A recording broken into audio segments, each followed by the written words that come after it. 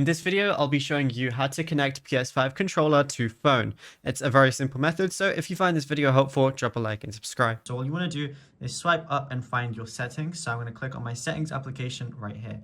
Then go over to connections, and as you can see, Bluetooth is one of the options.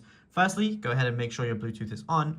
Then you're going to see available devices, and right now the PS5 controller isn't showing up, and the reason is because the PS5 controller has to be in pairing mode first. So what I want to do is I want to hold down the share button and the power button together. So I'm going to start with holding down the share button, then hold down the power button, and in a few seconds of doing that, as you can see, it's now flashing.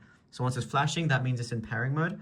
So now all I got to do is wait for it in available devices. So if I go back to Bluetooth, I just got to wait for it to show up, and as you can see, DualSense wireless controller is now there. Then I just got to click on pairing, and now it's going to be showing that it's pairing, and then it's going to say pair with DualSense wireless controller. Got to click pair right there. Now as you can see, it's connected, and yeah, it's as simple as that.